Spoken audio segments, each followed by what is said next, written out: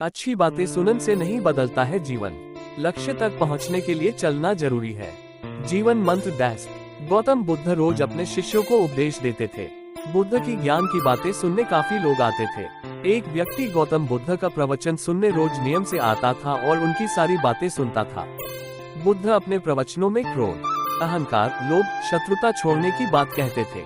बुद्ध के प्रवचनों का सार यही था कि इन बुरी बातों को छोड़े बिना जीवन में शांति नहीं मिल सकती है।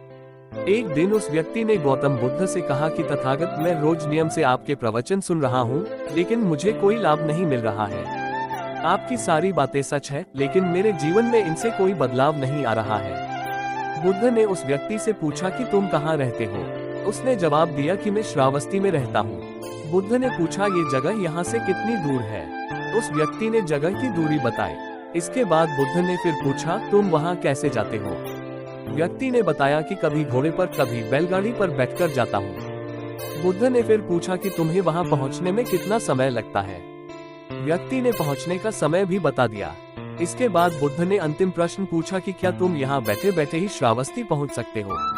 इस प्रश्न के जवाब में व्यक्ति ने कहा कि गुरुजी, ये कैसे संभव है। इसके लिए तो चलना पड़ेगा, तभी मैं वहाँ पहुँच सकता हूँ। बुद्ध बोले कि हम चलकर ही हमारे लक्ष्य तक पहुँच सकते हैं। ठीक इसी तरह जब तक हम अच्छी बातों का पालन नहीं करेंगे, उन पर चलेंगे नहीं, तब तक हम पर प्रवचनों का कोई असर नहीं होगा। सिर्फ अच्छी बातें सुनने से हमारा जीवन नहीं बदलता है। हमें प्रवचन को समझना होगा और उन्हें अपने जीवन में अपनाना होगा। व्यक्ति को बुद्ध की बातें समझ आ गई और उस दिन के बाद उसने भी बुद्ध के बताए मार्ग पर चलना शुरू कर दिया। बुद्ध के प्रवचनों से व्यक्ति की सोच बदल गई और उसका मन शांत हो गया। कथा की सीख। इस छोटी सी कथा की सीख यह है कि अगर हम मन शांत करना चाहते हैं तो हमें क्रोध, लोभ, मोह, अहंकार को तुरंत छोड़ देना चाहिए। इन बुराइयों की वजह से हमारा मन अशांत रहता है, शांति नहीं मिलती है।